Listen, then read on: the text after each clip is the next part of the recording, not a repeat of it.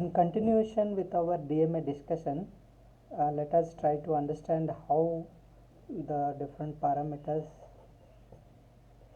E prime and E double prime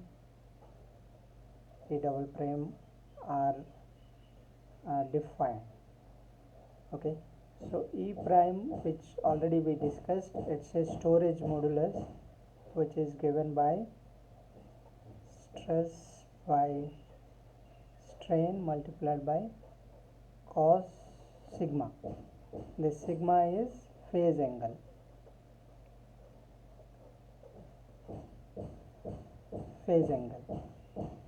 So similarly, E double prime, which is given by stress divided by strain multiplied by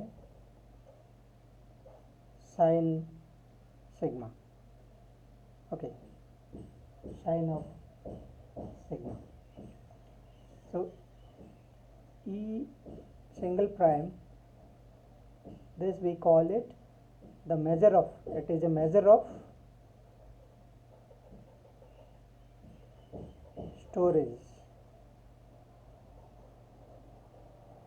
measure of energy storage.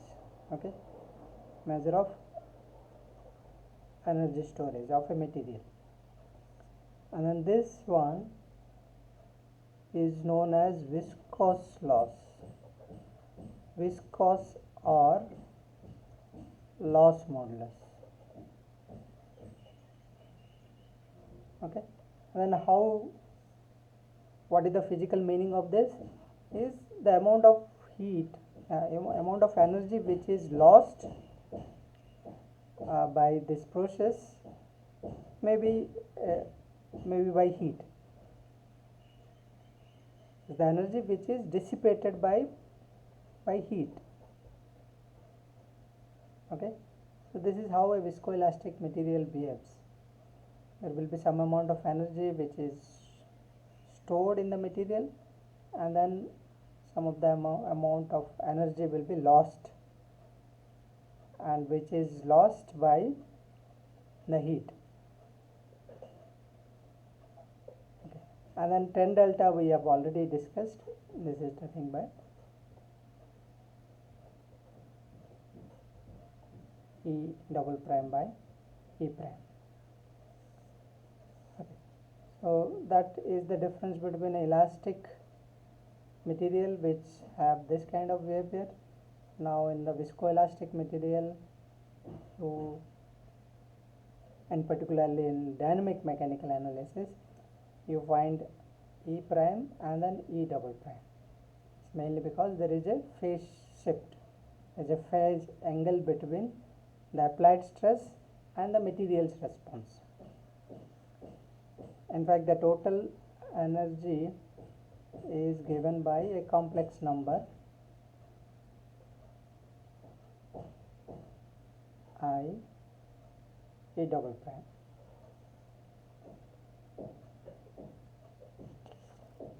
Okay, now we'll understand how a DMA instrument, what kind of the behavior it shows, how the plot between E prime and temperature. So this is a temperature sweep experiment. There are various kinds of experimental modalities in a DMA. So you can do temperature sweep, you can have frequency sweep. As here we are applying dynamic stress or dynamic strain, so one can have frequency sweep. You can have strain sweep. You can have time sweep as well. So there are various methods, various modalities, various processes.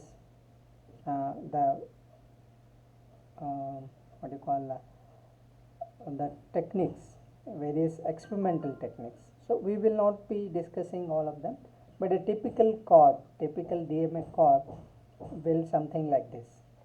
Call it ideal DMA scan. between storage modulus and temperature.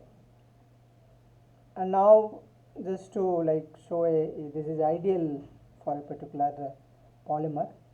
So it may undergo various transitions, and based on the transitions you can have this kind of change in the modulus with respect to temperature. Here you can see the modulus decreases. There are several transitions. So these transitions happen because of various molecular movements in a polymer. For example, this delta transition is mainly because of local motions. This 5 gamma because of bend and stretching, bending and stretching. The 4 because of the side groups. So all these transitions are very important if somebody wants to study in detail. But what is very important for us for this particular video is glass transition temperature. You can see a big drop in the elastic modulus with respect to temperature. So this number 3 glass transition temperature is mainly because of gradual main chain.